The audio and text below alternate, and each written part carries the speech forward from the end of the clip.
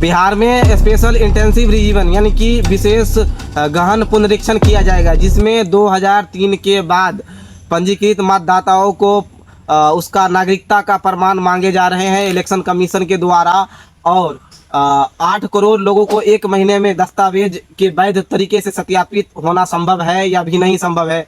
Election commission सिर्फ एक महीने में ये सब कर पाएंगे, क्योंकि अभी बक्सर, सहरसा, गोपालगंज सभी जगह के जिलाधिकारियों बाढ़ की तैयारी में लगे हुए हैं। और इधर 8 करोड़ वोटर का जांच भी किया जाएगा और 8 करोड़ वोटर से फॉर्म भी भरवाया जाएगा, जबकि 4 करोड़ लोग बिहार से बाहर रहते हैं, अदर स्टेट में सीमित रूप से भी और असीमित रूप से भी। तो क्या एक महीने के अंदर उन लोगों को सरकार बुलाएंगे तो उसके लिए क्या सुविधा किया है, क्या उसके लिए बसें, क्या उसके लिए ट्रेन का सुविधा किया है, उसको किस तरीके से लाएंगे और एक महीने में कैसे प्रॉपर वैध डॉक्यूमेंट उससे लिए जाएंगे।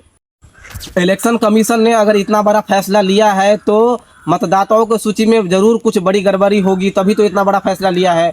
तो उस गड़बड़ी को इलेक्शन कमीशन पब्लिक करे, या तो क्योंकि अगर देखा जाए तो 2021, 2022, 2023, 2024 में मतदाताओं को सूची में एकदम ज़्यादा से बढ़ोतरी भी नहीं हुआ है, मतलब नॉर्मली हुआ है, जैसे 2001, 2002, 2011, 12 के बीच में होता था उसी लेवल में हुआ है। तो इतनी बड़ी गड़बड़ी तो अगर हुआ है तो बताए इलेक्शन कमीशन की इतना बड़ा गड़बड़ी हुआ है।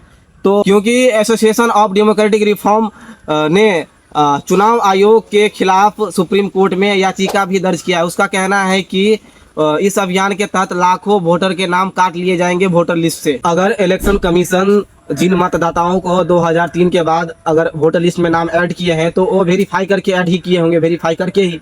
अगर वेरीफाई करके उन्होंने ऐड किया और उसके बाद 5 लोकसभा इलेक्शन और 5 विधानसभा वाले इलेक्शन में उन लोग वोट डाल चुके हैं, तब अचानक 24 जून के बाद वो लोग अवैध कैसे हो सकते हैं। अगर इलेक्शन कमीशन में इतनी बड़ी गड़बड़ी है तो कौन भरोसा करेगा इलेक्शन कमीशन पे। और ये अभियान अगर केवल इलेक्शन से 2-3 महीने पहले बिहार में किए जा रहे हैं तो क्या सिर्फ बिहार में होना ही था? ये चीज़ तो पूरे देश भर में होना चाहिए। और अभी हमारे मुख्यमंत्री जी अभी तक 13 से 14 दिन हो गए हैं, लेकिन उसका कुछ भी मतलब इसके ऊपर कुछ भी बयान नहीं आया है, हाँ और ना। किसी भी चीज़ के लिए वो आप समझ सकते हैं कि इतना बड़ा बिहार का सेंसिटिव मुद्दा बना हुआ है, लेकिन फिर भी उसके ऊपर उसका एक भी बयान नहीं आया हमारे मुख्यमंत्री। इलेक्शन कमीशन किस तरीके से लोगों को कंफ्यूज कर रहा है कुछ समझ में नहीं आ रहा है, क्योंकि 6 जुलाई को अखबार में विज्ञापन छापता है कि फॉर्म तो भरा ही जाएगा, सभी मतदाताओं के द्वारा गणना प्रपत्र तो भरे ही जाएंगे, लेकिन यदि दस्तावेज और फोटो नहीं है तो भी गणना प्रपत्र को भर के बीएलओ को दे दे। और 25 जून से जो आयोग दस्तावेज मांग रहे थे वो अचानक से अखबार में विज्ञापन देते हैं और कहते हैं कि इसकी ज़रूरत नहीं है। और 6 जुलाई को ही कुछ घंटे बाद फेसबुक पे एक पोस्ट डालता है जिसमें कहा जाता है विशेष गहन पुनरीक्षण में कोई बदलाव नहीं किया गया है, जैसा 24 जून से पहले था वैसा ही अभी भी वो शर्तें लागू हैं। नागरिकता नहीं साबित करने पर निर्वाचन अधिकारी वोटर लिस्ट में से लोगों का नाम कैसे काट सकते हैं? क्या निर्वाचन अधिकारी तय करेंगे कि लोग नागरिक है या नहीं? यह अधिकार निर्वाचन अधिकारी को कहां से आया कि लोग?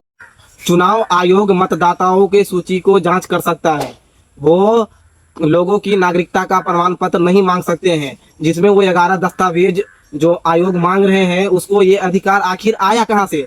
क्या ये अधिकार उसका संवैधानिक है? किस प्रावधान के तहत उन्होंने फिक्स किया कि ये दस्तावेज मान्य होंगे वैध तरीके से? 1995 के आदेश में सुप्रीम कोर्ट ने साफ साफ कह दिया था कि मतदाताओं जो भी सबूत देंगे उसे रिकॉर्ड में लिया जाएगा। संविधान के अनुच्छेद 326 वयस्क मताधिकार के तहत 18 वर्ष या उससे अधिक के कोई भी नागरिक जो किसी अन्य आधार पर अयोग्य नहीं है वो मतदान करने का उसका अधिकार है और उसको ये अधिकार संविधान देता है। जय हिंद।